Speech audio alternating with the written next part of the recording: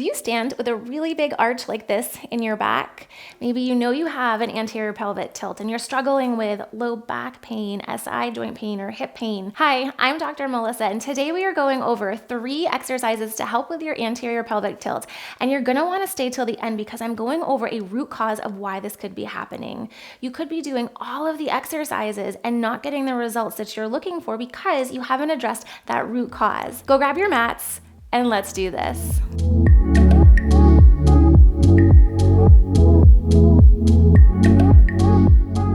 Let's come down onto our backs to get started. Just finding a comfortable position and check what you feel. What do you feel flat against the ground? Do you continue to have that really big arch here? Maybe you lengthen out those legs to start and see what you feel. Is your head tilting up? Are your shoulders rounding forward? Where do you feel those pressure points? We want to try to take that tension out of this. So let's slide those heels back up. And I want you to arch your back. Yes, we're gonna arch as far as it'll go, just that low part of your back. And then we're gonna gently tuck our pelvis underneath, trying to let the back go flat. Inhale, gentle arch, and then that tuck.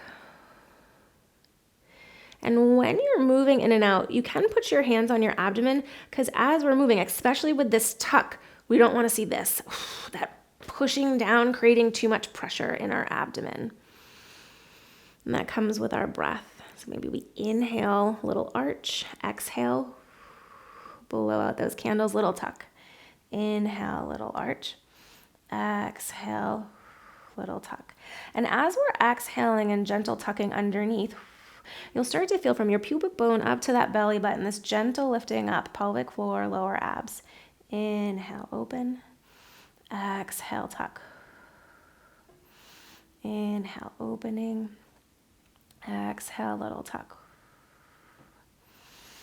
Now, if this feels good and you want to add on, when we inhale and arch, we're going to let our legs fall out to the side.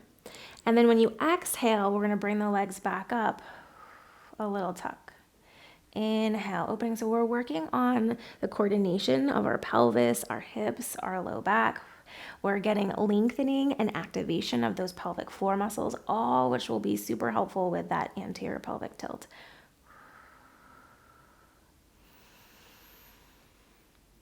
When we started just with the rocking, if you're like, oh, I can't quite feel things yet, that's okay, stick with this and then come back to this video and add this part on. There's so many different elements and layers. Our positioning really matters. Our how we're breathing really matters. And sometimes it just takes practice. Nice, we're gonna do 3, 2, nice work, last one. And then we're gonna make our way, roll onto your side. And we're gonna come up onto our knees. We're gonna take your right leg, scoot that right leg straight out in front. That left hip, we're gonna have a gentle tuck of your left hip underneath. You can bring your hands out to the side like cactus or bring those hands behind the back of your head. We're pressing down into that right foot and the left shin. Take a gentle breath in, and as we exhale, we're gonna bend over towards that right hand side. And then a little twist to the right. And you'll feel this gentle pulling along that left leg. Inhale, bring yourself back up to center. Exhale, bend to the side and a little twist. I love this, so many different reasons. We're getting into that hip flexor muscle. It's a nerve glide. And we're getting some mobility in our upper back.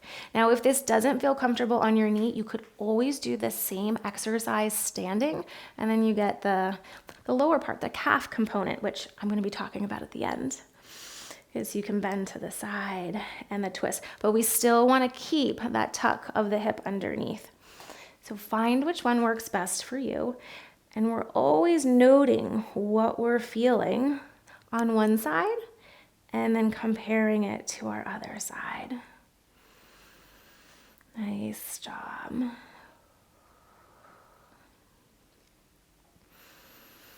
Keep pressing down. Whether if you're standing, through the left heel. If you're kneeling, press into that left shin. Ooh, hello, left hip today. Let's get 2 more in on this side. I love doing exercises, setting a timer for a minute, and really just focusing on your form versus how many you're doing. You can really check in to see, what am I feeling, what am I not feeling, because our movements matter and how we're doing them really matter. Okay, that left leg comes out. Take that right hip, tuck that right hip underneath. Our ribs are stacked over our pelvis. The hands come behind the back of the head. We're gonna bend over to that left-hand side and then a little twist. Nice. Bring it back to center. Come back up. Bend to the left and get that twist. Now, what is the difference from your left side to your right side? Do you go further on one side? Can you feel muscles activate differently? Keep pressing down into that left foot. Press down into the top of your right shin. And remember to breathe. Remember to breathe and smile. Nice. We'll do 2 more after this one. And it's not about how far you go into the stretch, but what you're feeling. Last one. Nice work. Pull yourself, come all the way back up. And then we're gonna make our way back down onto our backs. So we're gonna keep our right leg bent and our left leg is gonna go out straight. Now we wanna make sure we're not completely jamming our back flat and feeling pressure with here. This is gonna be another core stability and working on lengthening that tailbone down. Take a gentle breath in. And then as you exhale, start to slide your right heel out, but we want to make sure we don't see the arch. If you start to see that arch, you've gone too far. And then inhale, pull it back up. Exhale, push, slide it out. Feeling those abs. Inhale, bring it back up. We want to make sure our ribs aren't flaring, back isn't arching. Slide that leg out. And then pull it back in. Maybe you switch the way the breath. Maybe you inhale out, feel the length. Exhale, pull it in. So you can play and see which way you feel that pelvic floor, lower abs, and no arching from that back. Nice job. Lengthen out. Exhale, pull that back up. Inhale, lengthen. Last one on this side. And then we'll switch. Left leg comes in. Your right leg is going to go out. Take that breath. And then we send it out. Make sure there's no arching, flaring, pushing or pressure down. And slide it back in. Exhale, bring it up. Lengthen out.